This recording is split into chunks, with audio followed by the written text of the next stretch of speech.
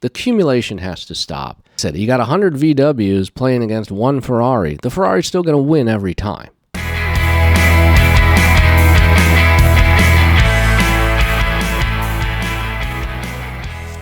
So, B-Team, what is a valid tournament?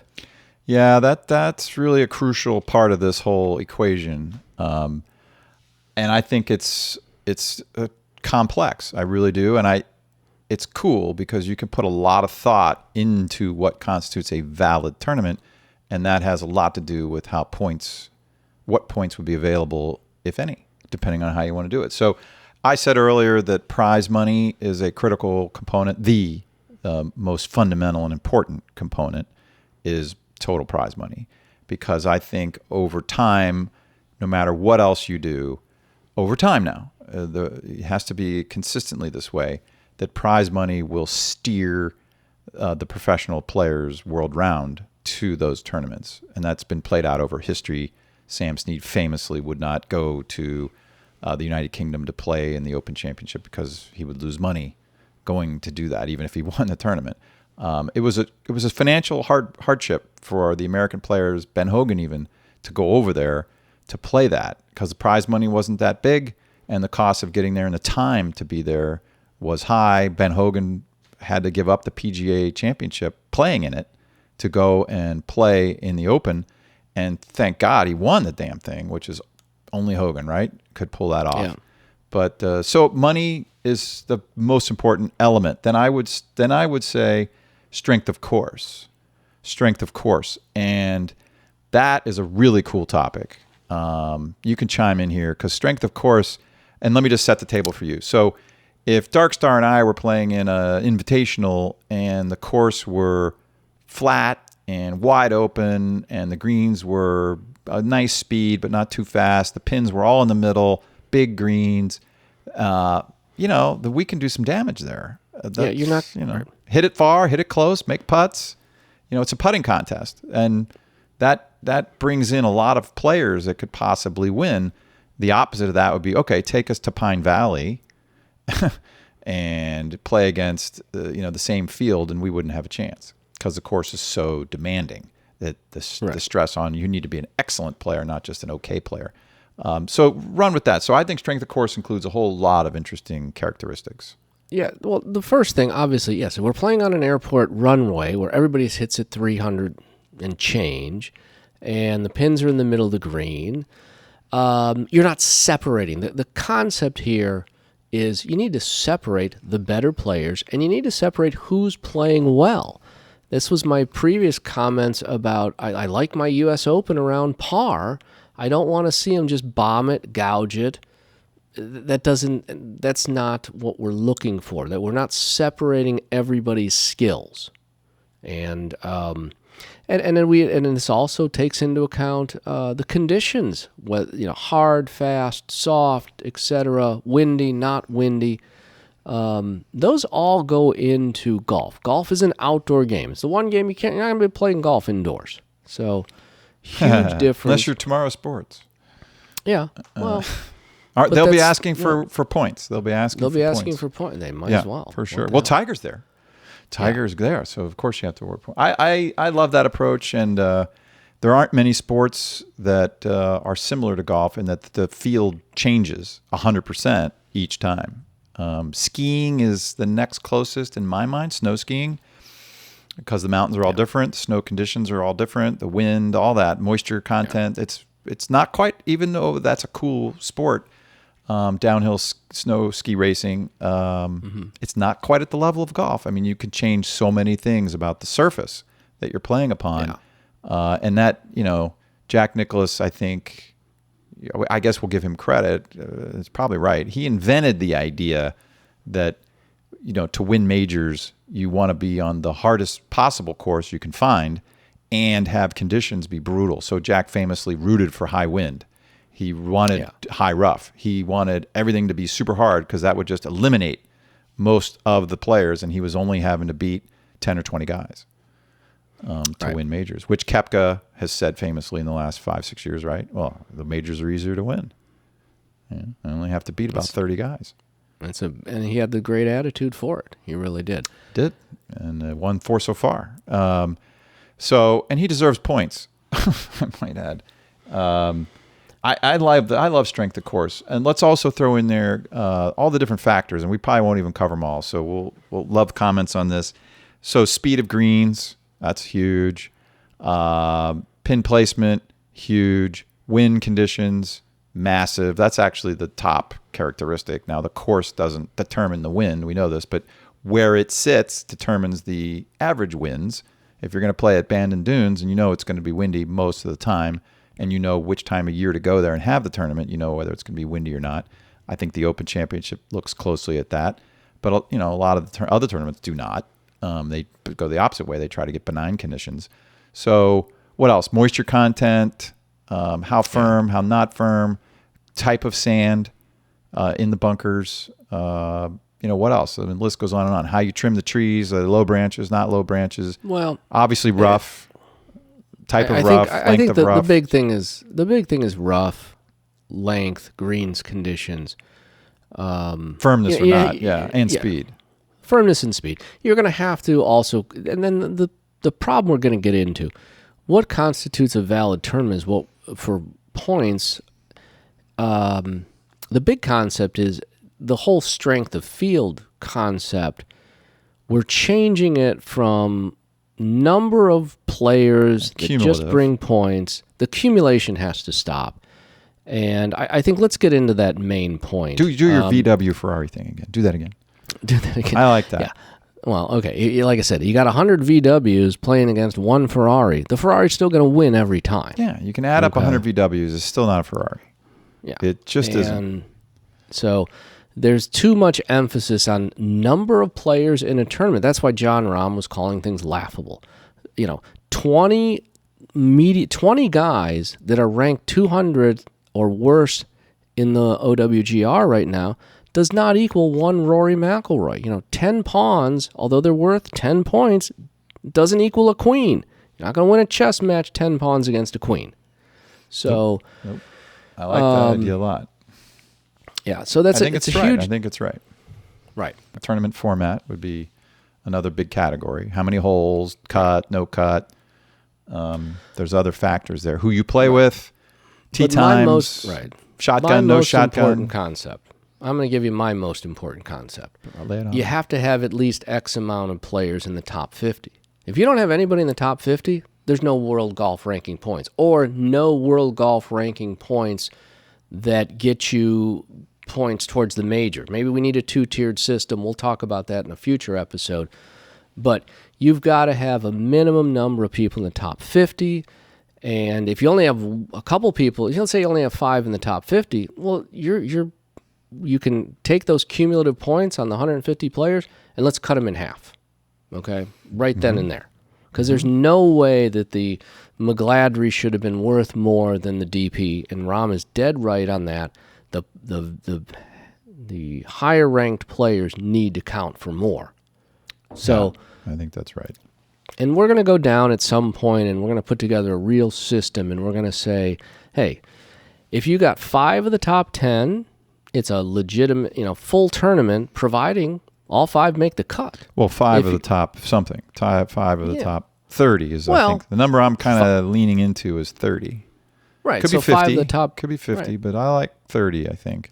But my point is, the players, if it's got all the top 50, if it's got 50 of the top 50 players in the world, that's got to be worth a lot more points than a tournament that has nobody. It has one guy in the top 50. And the problem is there's not a big enough separation now because they've swung the pendulum to this accumulation of players. Everybody brings some points, and we've gone too far the other direction. So we're going to come up with a system eventually where we're going to say, hey, you got 20 guys in the top 50. That's a full 100% accumulated event. You got 10 guys, you're taking away, let's take away 10% of the points. You got 5 guys, you're going to take away 20% of the points. You got nobody, there's no points. Sorry. You get to play for money, but there's no points. Yeah, and I think that's why prize money is so important. It comes back to that for the cut aspect. And I'll use another analogy. Let's say that you put the 100 best players in the world out there, 1 through 100. And it's perfect. I mean, that was the best you could do, all 100 guys. And first prize was a set of steak knives, and second prize was you're all dead. So what does that competition look like? Well, it's a gladiator situation, right? You get to live or not. So that's obviously a silly way of looking at it, but it points to the notion that the competitiveness of the tournament is an intangible, and it's not going to be the same. So guys play harder theoretically, or maybe we all believe, for the U.S. Open, the Masters, the Open Championship, the PGA Championship, because of what it means to their legacy and the exemptions and the money and all that other stuff. So how you manage that is interesting because it ties into, all right, I have number 1 through 20 in the world rankings in my tournament, 1 through 20. And that's all I have. My Sultan Brunei analogy. And they're playing for $50 million, first prize. That should be a hell of an event, right? It doesn't really matter that I don't have 150 guys in the field. Right. I've probably identified the best player in the world for that week or that month, probably. Right. I would say that I did because he was playing his heart out for that 50 million against the other top players. You're incentivizing the best players to play, and that's what separates the talent and separates the competition. And I think this is where some of our audience may struggle to realize what our concept is of the strength of the course, the conditions. That has to be somewhat of a factor. Now, I'm going to say it's just going to be a small factor. It may be a 5 or 10% weighting of the points because, you can get guys who are playing on the airport runway who are going to score a lot better than they normally would in what I would define as true U.S. Open conditions. So we're looking for the perfect system. Yeah, and it may not be achievable, but I think you should aim at perfect and work backwards. Right. So I like strength of course a lot because we haven't talked about it yet, but I'll get to where I wanted to go. What did you want to say? Did I No, well, that's my point is you're going to have a lot more factors and a lot more changes in a new world golf ranking system that actually is just or more equitable. Well, the thinking man system. The thinking man system is going to certainly try to do what needs to get done, which is find the best players in the world regardless of where they are. And sadly, then people are going to, I'm sure, players would have a conniption at this. But hey, if you got 5 guys in the top 50 and now we're calling it a half tournament. We're calling it the tournament's weighted at 50% of the accumulated points. But hey, none of those 5 guys make the tournament because they just showed up because they want to have dinner in New York. None of those guys make the cut. We're going to cut those points more. I'm sorry. That's the way it works. You didn't beat anybody. What I'm kind of sensing here, and this is a working show, so there's no final answers here. It's a good conversation we're going to keep having for a while because it's going to take a while to nuance this thing out, and the players need to be heavily involved because they know, and I'd be leaning in on those guys. It very well may be a 2-tiered system or a multifaceted system because it seems logical to us that the top 20 players in the world playing for $50 million, you've identified the proper player that is the best player in the world for that month or that week, and because they were competitive for that amount of money, is all that, and that should be a heavily awarded point system in that format. Okay, fine. Let's all just agree that that's a big time point event. Doesn't matter they didn't have 150 guys in the field. They had the top 20 in the world, the best 20 playing for big money, so they really played hard. And did it matter the strength of the course? Not as much. Not as much. Some, because you want to separate the number 1 from number 20. You don't want anybody to turn into a putting contest. But the strength of course doesn't quite matter as much in my mind for that field versus a more normal field, which would be player number 21 through 150, where there's more width between quality. And so how do you do that? And then the big question in my mind, and maybe it ties into this, but this is what I wanted to get in. There's a huge question here. which is how in the world do you get guys that are 100 guys, 150 guys that are going to play a tournament in Bangkok on the Asian Tour that have none of the top 50 there, none of the top 100 are there. How do you do that? Or is it worth anything? Well, you don't know. There might be some superstars there that you'll never hear about, because how do they even accumulate points? And this is what's missing right now from the system, which is they don't really get anything. They get something, but it's not enough to be meaningful. So how do you do that? Strength of course. Strength of course. Let me throw this at you, Darkstar. You're a smart man. You're a thinking man. So if somebody at that mythical Bangkok tournament shoots 20 under, 15 under on a brutally difficult course in brutal conditions, should they get outsized point recognition for doing that? Absolutely. Well, that's right. That's your point. I mean, they shot a real number. Point.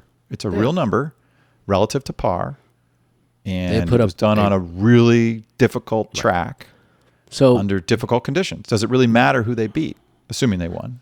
Right. Well, that is where I would have not. I've talked about taking away a percentage because of lack of field or lack of course. In this situation, you would add a certain percentage to degree their of difficulty, victory. right? It's like degree gymnastics. of difficulty, sure. Because golf is the one sport where you're playing against a course. You're not playing an opponent. It's not tennis. It's not football. You're not, playing directly against an opponent. You are playing the course. That's why we talk about conditions. If I play in calm conditions, I have an advantage. Okay, and we're trying to get rid of the advantages. We're trying to truly figure out who are the top players that really, as we're leaning and we're heading towards a true two-tiered system where you have your top players, your top 50, and whatever tour they're on, are going to, have opportunities to accumulate points, so it's easier for them to get into the majors. And then you're going to have your feeder tours. The PGA and the official World Golf Rankings has set up this feeder system by default, and it's not equitable right now. So we're fixing it to make it equitable. And yes, it's not perfect. Well, we want to identify the truly the best players. Right. We want to rank everybody that deserves ranking, and by doing that, we are growing the game. We are increasing the game, which is healthy for amateur players, recreational players, but it's super healthy for the pro game, that you have a bigger audience and a bigger marketplace, for sure. So I think there's a lot of merit to strength of course being a big factor. And I can imagine you can stage a tournament anywhere in the world on a high quality golf course, and they exist pretty much anywhere in the world you can go. There's a high quality golf course designed by somebody. The DP World Championship was just won by Jon Rahm on a Greg Norman golf course. Ironic. I thought that was ironic, Darkstar. In Dubai.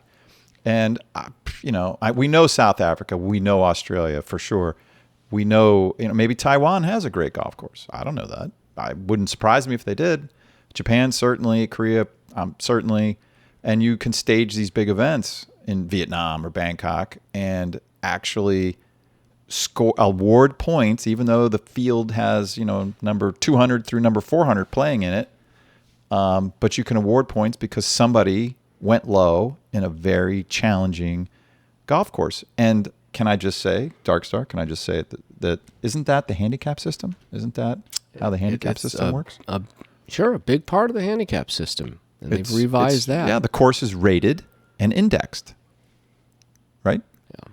So there is a way to do that. It's not perfect, but there is a rating and an index, and what you shoot relative to that rating and index determines your handicap. Yeah. Well, why can't we make a shot at, and that gets you up into the realm of competing at a major, perhaps, or et cetera. We haven't mentioned the open qualifying system, which is awarding slots at tournaments, but I like that too. But all right, what do you think of that? Well, just in summary, the big problem right now that we need to solve, we've taken a system, the previous official World Golf Ranking system, and we moved it 180 degrees the opposite direction in an effort to create a completely objective system, and it's not working. It's not working at all. There's many factors, and not only do you need to take into account the pre-shot, before you even hit a shot, you need to take into account who's showing up for points, but you need to figure out all these other factors: who makes the cut, the conditions, etc. And we just, we need to put back some subjectivity, some reality into the situation, and we need to make it more equitable for all the players throughout the world. Yeah, I don't know if I'd call it subjective. I know what you mean. It's just a better formula. It's a better formula than what they have now. The formula they have now is it favors existing top-ranked players too much. Actually, I would probably say it fails to identify top players if they're not in the mainstream venues, if they don't live in America or really America. You just have a hard time being identified, which, it'd be interesting to look at tennis and how global world tennis goes about their rankings, because that's a purely global game, much more so than golf. We should look at that next episode maybe, or future episode. Yeah, we're going to come up to a hard stop here, but it is easier in tennis because you are playing, one person against each other. You have a winner, they get the points. Mm-hmm. Golf's much more of a challenge in that regard. Not if you substitute the golf course for the opponent. I agree. There's a lot of there's something to that. There's a lot to be done. There's a lot to be changed, and it needs to be changed rapidly because we're losing. You go shoot 61 players at Oakmont, you're somebody. You should be number one in the world. You're somebody. You're not. It could be on a Saturday afternoon in October when nobody else is around. If it's a legitimate 61 and the pins were and you played for the back tees and the pins were where they needed to be, you deserve some credit there. That's not going to happen. Not going to happen in October. Not October. But that's what I wanted to say. It was difficult conditions. But there's something to that. All right, we have a lot to discuss on this subject, so this is just an infinite topic. Pretty much. All right, B team is out. Dr. Darkstar's out. That's all for this video. For Dr. Darkstar and me, thanks for watching. This is a show about finding logical conclusions, and we appreciate you coming along with us. We'll be adding episodes as fast as we can. There's certainly no shortage of things going on in this world.